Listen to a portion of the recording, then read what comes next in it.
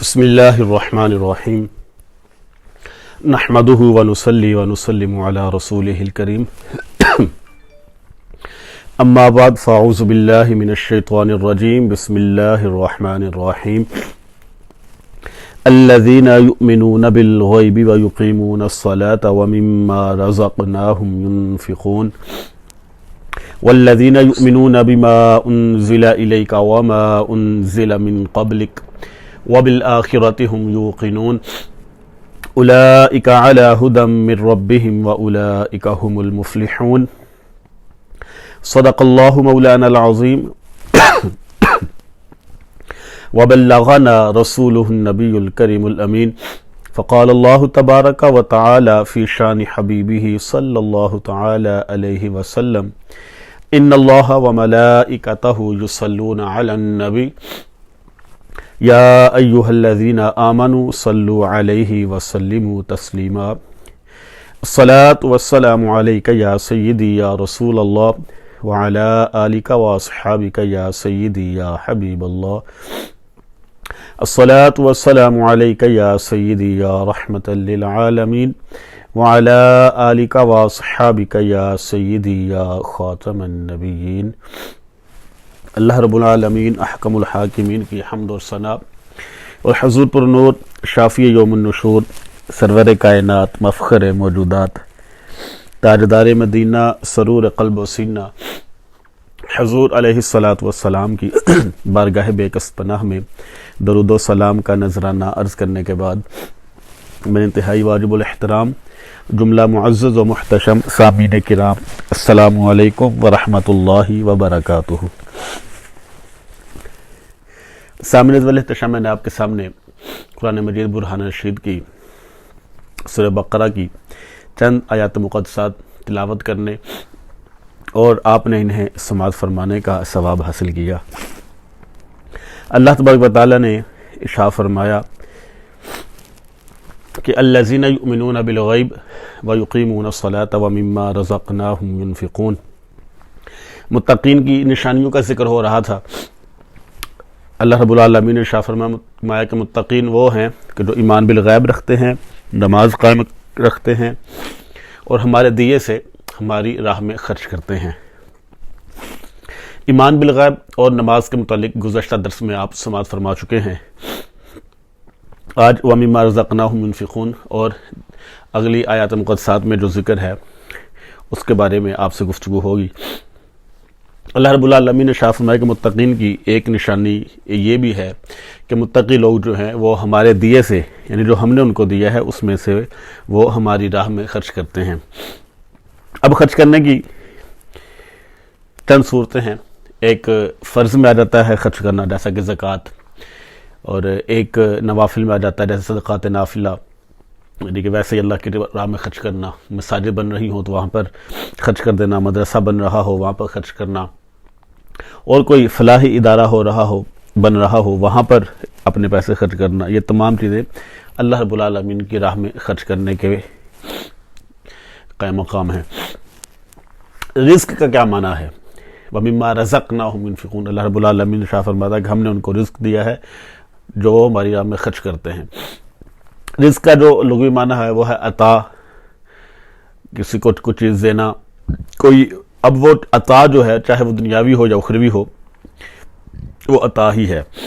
اور ایک رزق کا معنی نصیب بھی ہے، اور وہ غذا بھی ہے کہ جو پیٹ میں جائے اس کو بھی رزق کہتے ہیں۔ کسی کو علم دے دینا یہ بھی رزق ہی کہلاتا ہے۔ اور شرع نے جو اس کی تعریف بیان کی ہے رزق کی، وہ یہ ہے کہ رزق وہ ہے جس کو اللہ تبارک و تعالیٰ کسی جاندار تک پہنچائے اور جو جاندار اس کو کھائے اور پیے۔ یہ اہل شرع نے اس کی تعریف بیان کی ہے۔ اب رزق جو ہے وہ اللہ رب العالمین کی طرف سے آتا ہے۔ اللہ رب العالمین نے ارشاد فرماتا ہے کہ ان اللہ هو الرزاق ذو القوۃ المتین۔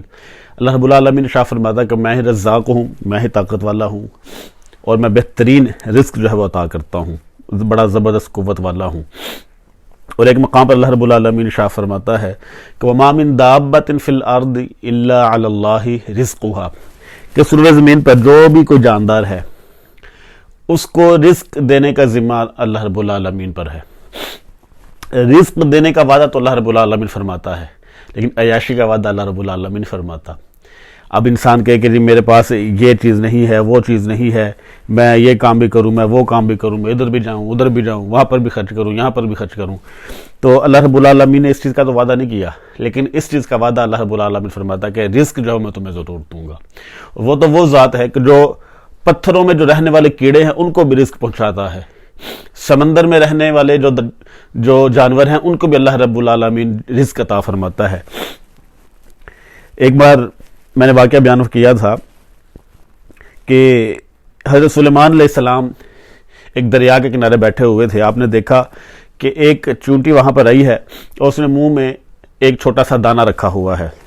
آپ علیہ السلام اس چونٹی کو دیکھتے ہیں کہ وہ چونٹی دریا کے کنارے پر جاتی ہے، وہاں پر ایک مینڈک آتا ہے، وہ چونٹی مینڈک کے منہ میں چلی جاتی ہے. وہ مینڈک اس چونٹی کو لے کر پانی کے اندر چلا جاتا ہے، وہ نیچے جاتا ہے اور تھوڑی دیر کے بعد وہ مینڈک جو ہے وہ باہر آتا ہے، اس کے منہ سے وہ چونٹی جو ہے وہ باہر آ رہی ہوتی ہے. لیکن جب وہ باہر آتی ہے تو اس وقت اس کے منہ میں کوئی دانہ نہیں ہوتا.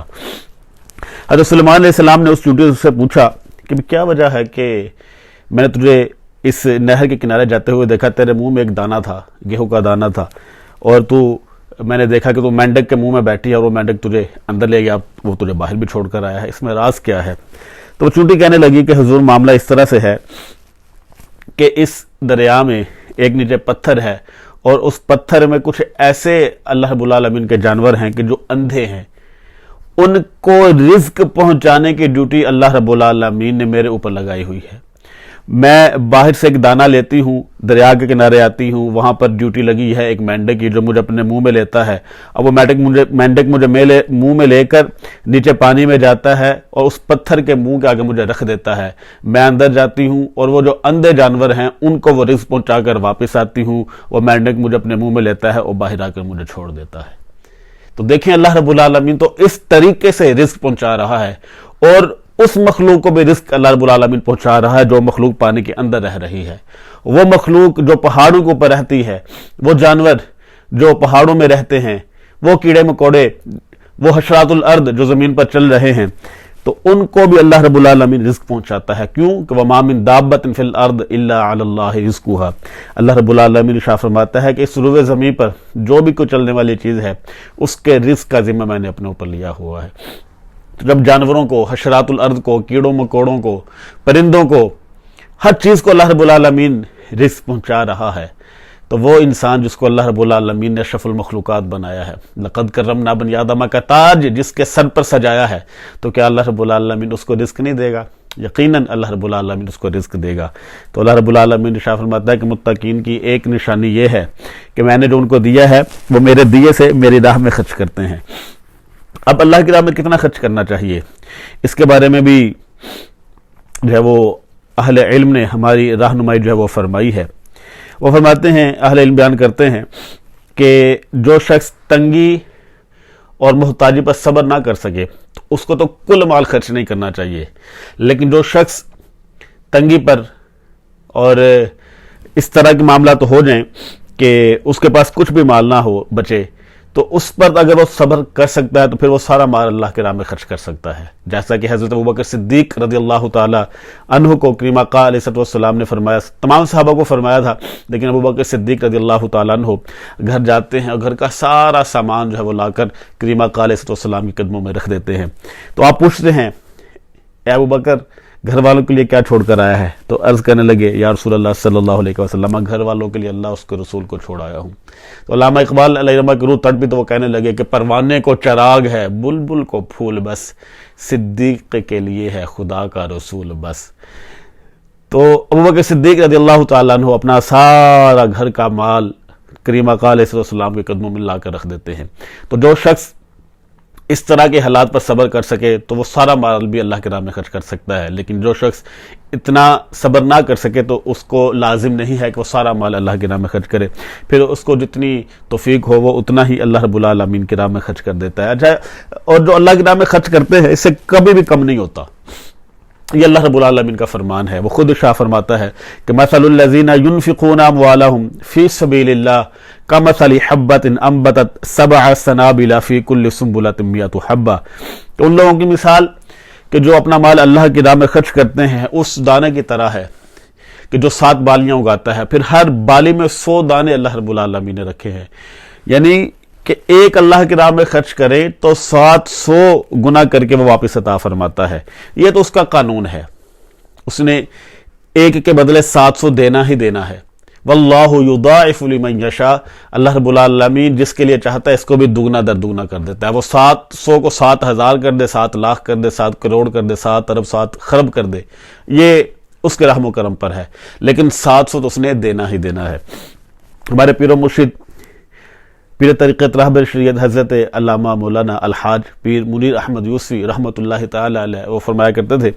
کہ پتر آپ دیکھتے ہو کہ ٹیوب ویل چل رہا ہوتا ہے، وہ آگے پانی دے رہا ہوتا ہے، کہتے ہیں جب تک وہ پانی آگے دیتا رہتا ہے اس کو پیچھے سے بھی پانی ملتا رہتا ہے، یعنی ایک طرف سے جا رہا ہے تو پیچھے سے اس کو پانی ملتا بھی جا رہا ہے۔ میں ایسے ہی اللہ کی راہ میں خرچ کرنے کی مثال ہے کہ تم اللہ کی راہ میں خرچ کرتے رہو، اللہ رب العالمین تمہیں دیتا رہے گا، یعنی کہ تمہارے پاس آئے تو تم اس کو اپنے پاس نہ رکھو، وہ تم اللہ کی راہ میں خرچ کرو، اللہ تمہیں اور دے گا۔ اور کریم آقا علیہ السلام کی ایک مثال ہمیں بڑی پیاری ملتی ہے۔ آپ علیہ السلام نے نماز ادا فرمائی اور نماز ادا فرمانے کے فوراً بعد ہی آپ گھر تشریف لے گئے،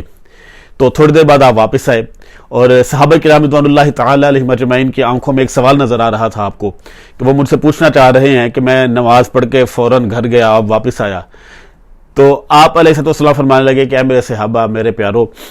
اصل معاملہ یہ ہے کہ نماز پڑھاتے ہوئے مجھے خیال آیا تھا کہ گھر میں تھوڑا سا ایک سونا پڑا ہوا ہے جو کسی کی طرف سے تحفہ آیا تھا، تو مجھے یہ تھا کہ یہ گھر میں کیوں ہے، میں گیا اور میں نے سارا سونا اللہ رب العالمین کی راہ میں خرچ کر دیا، یعنی کسی کو دے دیا، کوئی فقیر آیا، کوئی سائل آیا، اس کو جو ہے وہ عطا کر دیا، یا میں گھر والوں کو کہہ آیا کہ اگر کوئی آئے سوال کرنے کے لیے، کوئی مانگنے کے لیے، تو اس کو جو ہے وہ تم اللہ کی راہ میں خرچ کر دینا۔ تو اللہ رب العالمین کی راہ میں خرچ کرنے سے انسان کا مال کم نہیں ہوتا، بلکہ اس کا مال جو بڑھتا ہی بڑھتا ہے۔ زکوٰۃ فرض ہے، زکوٰۃ لازمی دینی چاہیے، اس کے علاوہ جو اپنے قریبی رشتہ دار ہیں ان کا بھی خیال رکھنا چاہیے، ان کو بھی لازمی جو ہے روپے پیسے کی صورت میں جو ہے وہ پیسے دینے چاہیے، اور بھی کوئی صورتیں ہوں، کوئی ان کو ضرورت ہو، بغیر پوچھے ہی ان کو جو ہے وہ دے دینا چاہیے۔ کچھ ایسے بھی گھرانے ہوتے ہیں کہ جو اپنا دست سے سوال دراز نہیں کرتے، مانگتے نہیں ہیں، تو ہمیں ان کا خیال ہونا چاہیے کہ ان کو بن مانگے ہی ہم دے دیں۔ اللہ رب العالمین نے ہمیں اگر دیا ہے تو ہمیں چاہیے کہ ہم اللہ رب العالمین کی راہ میں خرچ کریں۔ تو متقین کی ایک شان، ایک نشانی یہ ہے کہ وہ ایمان بالغیب رکھتے ہیں، نماز قائم رکھتے ہیں، اور اللہ رب العالمین فرماتا ہے کہ وہ میرے دیے سے میری راہ میں خرچ کرتے ہیں۔ اگلے مقسم میں اللہ رب العالمین نے فرمایا کہ متقین کی ایک نشانی یہ ہے کہ والذین یؤمنون بما انزل الیک وما انزل من قبلک، کہ متقین کی ایک نشانی یہ ہے کہ میرے محبوب جو میں نے آپ پر نازل کیا ہے اس پر بھی ایمان رکھتے ہیں، اور جو آپ سے پہلے نازل کیا گیا اس پر بھی ایمان رکھتے ہیں۔ اب جو کریم آقا علیہ السلام پر نازل کیا گیا اس کی 2 صورتیں ہیں، ایک وہ ہے کہ جو قرآن کی شکل اختیار کر گیا، یہ بھی اللہ رب العالمین کا نزول ہے، نازل کردہ کلام ہے، اور جو وحی ہے، کیونکہ وما ینطق عن الہوی ان هو الا وحی یوحی، اللہ رب العالمین ارشاد فرماتا ہے کہ میرا محبوب اپنی طرف سے کوئی بات نہیں کہتا، وہ وہی بات کہتا ہے جو میری طرف سے ان کو ملتی ہے، یعنی کہ کریم آقا علیہ السلام کی زبان اقدس سے وہی نکلتا ہے جو اللہ رب العالمین آپ پر نازل فرماتا ہے۔ اب اس کی 2 صورتیں بن گئی، ایک جو آپ اللہ رب العالمین نے نازل کیا وہ ایک کتاب کی شکل بن گئی اور ایک حدیث کی شکل بن گئی۔ اس کو اس طرح بھی آپ ڈیفائن کر سکتے ہیں کہ ایک ہو گئی وحی مطلوب اور ایک ہو گئی وحی غیر مطلوب۔ وحی مطلوب اس کو کہا جاتا ہے جس کی تلاوت کی جاتی ہے یعنی قرآن مجید، اور وحی غیر مطلوب اس کو کہا جاتا ہے جس کی تلاوت نہیں کی جاتی یعنی حدیث پاک۔ تو حدیث پر بھی ایمان رکھنا یہ ضروری ہے اور قرآن پر ایمان رکھنا یہ بھی ضروری ہے۔ والذین یؤمنون بما انزل الیک، اے محبوب متقین کی ایک نشانی یہ ہے کہ جو آپ پر نازل کیا اس پر بھی ایمان رکھتے ہیں، جو آپ سے پہلے نازل کیا گیا اس پر بھی ایمان رکھتے ہیں۔ آپ سے پہلے نازل کیا گیا یعنی جو پہلے انبیاء کرام علیہم السلام تھے، ان کو جو کتابیں اور صحائف عطا ہوئے ان پر بھی ایمان رکھنا یہ متقین کی ایک نشانی ہے۔ اور متقین کی ایک نشانی یہ ہے کہ وبالآخرۃ ھم یوقنون، کہ وہ آخرت پر بھی ایمان رکھتے ہیں۔ آخرت دار الجزا ہے، دنیا دار العمل ہے۔ آج ہم جو عمل کریں گے، جو اعمال کریں گے، جو کام کریں گے، اس کا نتیجہ ہمیں کل قیامت کا دن ملے گا۔ اگر اچھے اعمال کریں گے، اچھے کام کریں گے تو ظاہری سی بات ہے پھر اس کا اجر بھی اچھا ملے گا، اور اگر آج ہم نے اچھے اعمال نہ کیے، برے اعمال کیے تو پھر خیر نہیں ہے، پھر ہمیں اس کے لیے بھی تیار رہنا پڑے گا۔ تو متقین کی ایک نشانی یہ بیان ہوئی کہ وہ آخرت پر ایمان رکھتے ہیں۔ یہ تمام چیزیں ذکر کرنے کے بعد خلاق عالم نے شاہ فرمایا اولئک علی ھدی من ربہم واولئک ھم المفلحون، یہی وہ متقی لوگ ہیں کہ جو ہدایت یافتہ ہیں، اور یہی وہ لوگ ہیں جو کہ کامیاب ہیں۔ تو یہاں پر جو سلسلہ مکمل ہوا وہ متقین کی نشانیوں کا اور ان کے اجر کا ہوا۔